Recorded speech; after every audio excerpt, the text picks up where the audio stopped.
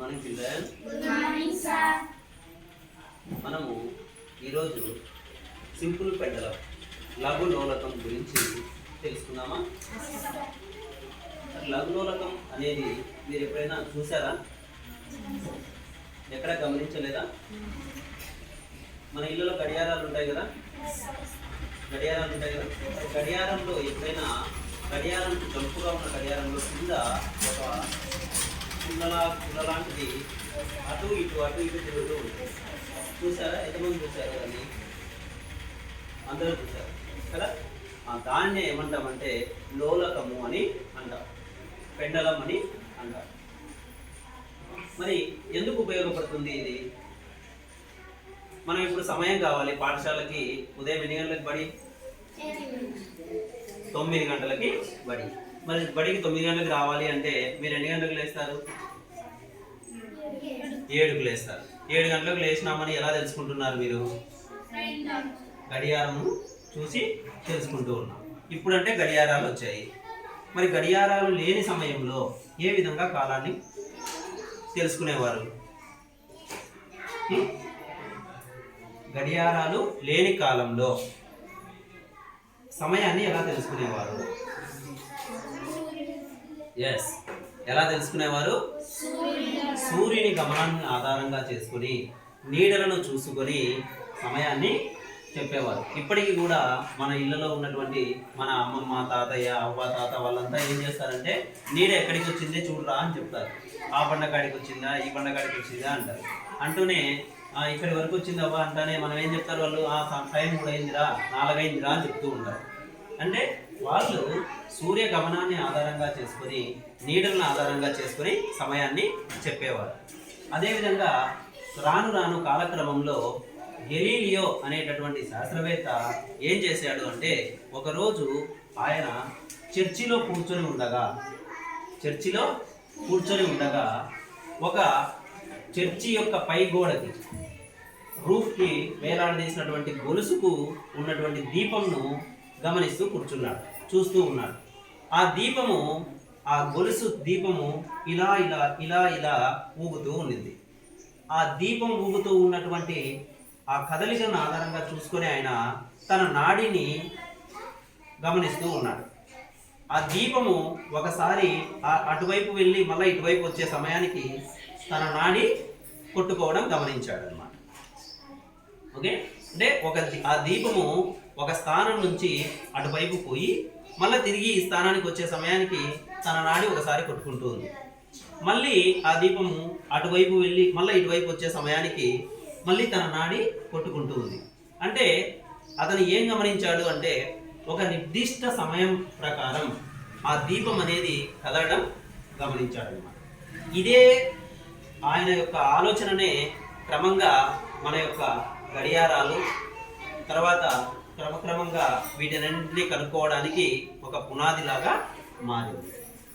కాబట్టి దాన్నే ఏమంటున్నాము అంటే లఘులోలకం అని అంటూ ఉన్నాం. మరి ఈ లఘులోలకాన్ని ఎలా తయారు చేయాలి?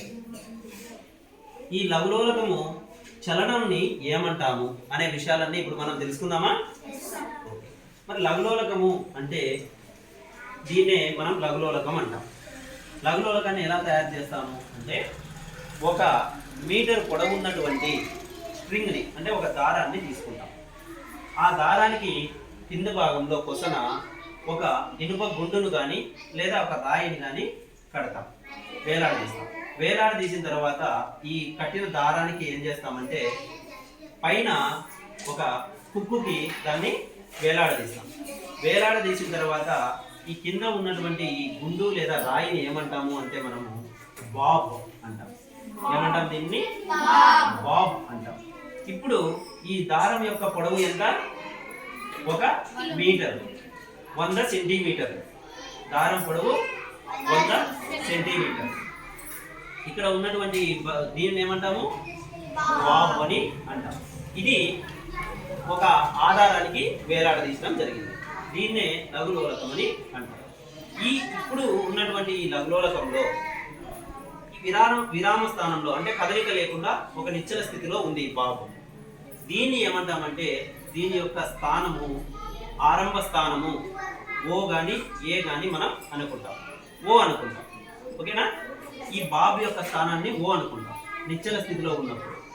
ఈ ఓ అనే స్థానం నుంచి మనం ఏం చేస్తాము అంటే ఏ అనే ఒక బిందువు వైపు, అంటే ఇటువైపు కొంత వైపు, ఏ అనే బిందువు వైపుకు కొంత దూరంతో స్థానభ్రంశం చెందిస్తాం, లాగుతాం కొంచెం జరిగింది. ఏ అనే బిందువు వైపు లాగి ఏం చేస్తాము? వదిలేస్తాం. ఏం చేస్తాం? వదిలేస్తాం. ఓకే, ఇప్పుడు ఇది ఏం చేస్తూ ఉంది? కదులుతూ ఉంది. ఓకేనా? అంటే ఓ అనే బిందువు నుంచి తన నిశ్చల స్థితి నుంచి కొంత స్థానభ్రంశం చెందించి ఏ అనే బిందువు నుంచి వదలడం జరిగింది కదా. ఏ అనే బిందువు నుంచి వదిలిన తర్వాత అది ఎలా చేస్తుంది? ఏ అనే బిందువు నుంచి ప్రయాణించి ఓ బిందువు గుండా ఇటువైపు ఇంకొక స్థానం మనం బి అనుకుంటాం. బి వైపుకు వెళ్ళి బి నుంచి తిరిగి మళ్ళీ ఏకి, ఏ నుంచి బికి, బి నుంచి ఏకి ఏం చేస్తుంది? తిరుగుతూ ఉంది. అలా తిరగడాన్ని ఏమంటాము అంటే డోలనాలు అంటాం.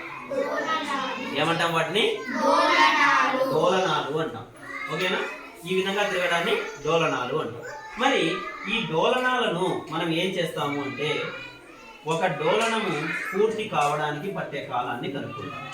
వీటి ద్వారా ఏం చేస్తాం? ఇప్పుడు మనము ఈ లోలకం ద్వారా ఒక డోలనము అంటే ఇక్కడ నుంచి ఓ అనే బిందువు నుంచి ఏ అనే బిందువుకు లాగి వదిలివేసినప్పుడు ఏ అనే బిందువు నుంచి ప్రారంభమై బి అనే బిందువుకు వెళ్ళి తిరిగి ఏ అనే బిందువుకు రావడానికి పట్టే కాలాన్ని ఏ అనే బిందువుకు రావడాన్ని ఒక డోలనం అంటాం. ఓకేనా? డోలనము అంటే ఏమి?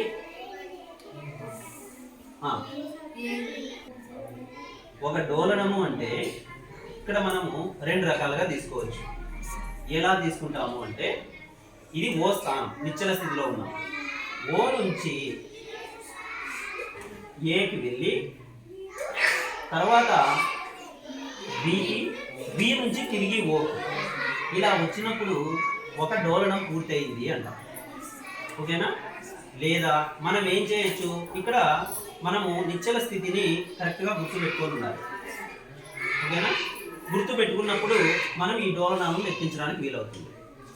అలా వీలు కాలేదు, అలాంటి సందర్భంలో మనము డోలనాలను ఏ విధంగా లెక్కించవచ్చు అంటే మనము ఏ స్థానం నుంచి అయితే ప్రారంభించి ఉంటామో, అంటే ఏ అనే బిందువు నుంచి ప్రారంభించి ఉంటాం, ఇలా వదిలినప్పుడు మనం ఇక్కడ ఒక చేయి అడ్డ పెట్టు, జస్ట్ అలా గుర్తు కోసం మనం ఇక్కడ పెట్టుకుంటాం. ఇక్కడికి వచ్చినప్పుడు ఇక్కడ నుంచి ప్రారంభమై ఇక్కడికి వెళ్ళి మళ్ళీ తిరిగి ఇక్కడికి వచ్చినప్పుడు ఒక డోలనంగా మనం లెక్కించుకోవచ్చు అన్నమాట. అర్థమవుతుందా? అదే ఇక్కడ మనము ఇక్కడ నుంచి ఇలా వచ్చి మళ్ళీ ఇలా పోయి మళ్ళీ ఇక్కడికి వచ్చినప్పుడు గుర్తుపెట్టుకోవడం కొంచెం కష్టంగా ఉంటుంది. అలాంటి సందర్భంలో మనం ఏ అనే బిందువు నుంచి మొదలు పెట్టుకొని తిరిగి ఏకి వచ్చినప్పుడు ఒక డోలనం పూర్తి చేసినట్టుగా మనం లెక్కించుకోవచ్చు. ఓకేనా? మరి ఒక డోలనం పూర్తి ఏ నుంచి మొదలయ్యి తిరిగి ఏకి వచ్చినప్పుడు ఒక డోలనం పూర్తి చేసినట్లు అని మనం చెప్తూ ఉన్నాం కదా. అయితే మరి ఏ నుంచి మొదలుపెట్టి తిరిగి ఏకు రావడానికి పట్టిన కాలాన్ని ఏమంటారు అంటే దాన్ని ఒక డోలనము అంటున్నాం. ఈ డోలనము చేయడానికి పట్టే కాలాన్ని డోలనావర్తన కాలము అని అంటాం. ఏమంటాము? డోలనావర్తన కాలము అని అంటాం. ఓకేనా? కాబట్టి మరి ఈ డోలనావర్తన కాలాన్ని ఎలా లెక్కించాలి అంటే మనం ఏం చేస్తాము, లఘులోలకం యొక్క డోలనాలను లెక్కిస్తాం. అంటే 20 డోలనాల, 30 డోలనాల, 40 డోలనాల తీసుకుంటాం. ఎలా తీసుకుంటాం? 10 కానీ 20 కానీ 30 కానీ డోలనాలను తీసుకుంటాం. ఆ డోలనాలకు పట్టే సమయాన్ని నోట్ చేసుకుంటాం. ఉదాహరణకు మనము 10 డోలనాలకు పట్టే కాలాన్ని తీసుకుంటాం. ఓకేనా? 10 డోలనాలకు పట్టే కాలాన్ని తీసుకుంటాం. మరి ఈ కాలాన్ని ఎలా మనం నోట్ చేసుకోవాలి అంటే ఒక స్టాప్ వాచ్ దగ్గర పెట్టుకోవాలి. స్టాప్ వాచ్ దగ్గర పెట్టుకోండి. స్టాప్ వాచ్ అందుబాటులో లేదు, అలాంటి పరిస్థితుల్లో ఏం చేస్తాం? గడియారాన్ని పెట్టుకుంటాం. మొబైల్ వాచ్ అని పెట్టుకుంటాం, వాచ్ అని పెట్టుకుంటాం. వీటిని ఉపయోగించి మనం స్టాప్ వాచ్ ద్వారా స్టాప్ వాచ్ దీంట్లోనే స్టాప్ వాచ్ లేని పరిస్థితుల్లో వీటిని ఉపయోగించి మనం ఏం చేస్తామంటే 10 లేదా 15 లేదా 20 డోలనాలకు పట్టే కాలాన్ని లెక్కిస్తాం. లెక్కించిన తర్వాత ఏం చేయాలి అంటే 20 డోలనాలకు పట్టిన కాలాన్ని 20 ఎన్ని డోలనాలు అయితే చేయించున్నామో ఆ డోలనాల సంఖ్య చేత భాగిస్తే ఒక డోలనానికి పట్టిన కాలం వస్తుంది. ఆ కాలాన్నే మనం ఏమంటాము, డోలనావర్తన కాలం అని అంటాం. ఓకేనా ఏమ్మా? ఓకే. ఇప్పుడు మనం మొదట 10 డోలనాలకు పట్టే కాలాన్ని కనుక్కుందాం. ఓకేనా? తర్వాత 15 డోలనాలు, తర్వాత 20 డోలనాలు చేద్దాం. మీరు చూడండి ఒకసారి.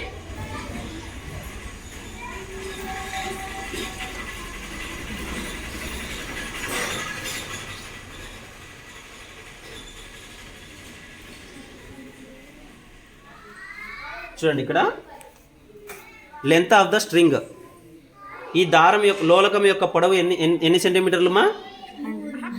100 సెంటీమీటర్లు తీసుకున్నాం. మనం ఏం చేస్తున్నాం, మొదట 10 డోలనాలకు పట్టే కాలాన్ని లెక్కిస్తాం. ఓకేనా? స్టాప్ వాచ్ పెట్టుకుంటున్నాను. మనం ఎక్కడి నుంచి మొదలు పెట్టాలి డోలనాలని?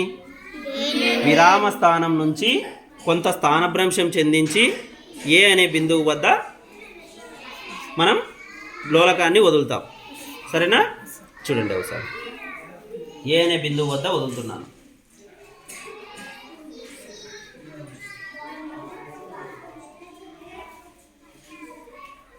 ఇక్కడ నుంచి స్టార్ట్ చేద్దాం.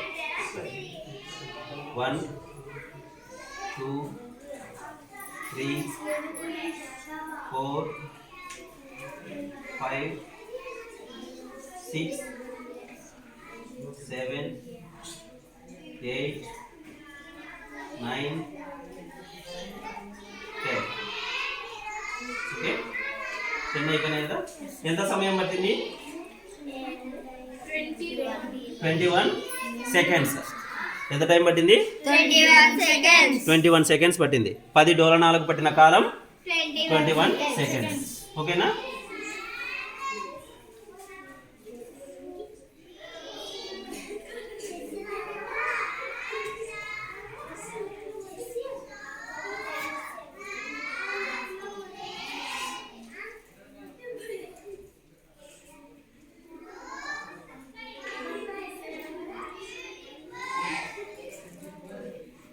పది డోలనాలకు చేశాం కదా, 20 డోలనాలకు పట్టే కాలం చూద్దాం.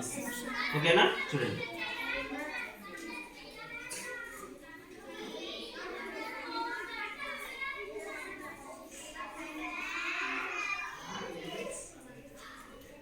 ఏ అనే బిందువుకు స్థానభ్రంశం చెందించి వదులుతూ ఉన్నారు. ఏ అనే బిందువు నుంచి తిరిగి ఎక్కడికి వస్తే ఒక డోలనం పూర్తయినట్లు? ఏకి వస్తే ఒక డోలనం పూర్తయినట్లు. ఓకేనా?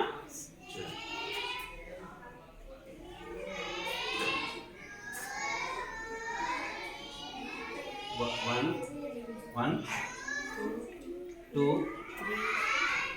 3 4 5 6 7 8 9 10 11 12 13 14 15 16 17 18 19 20.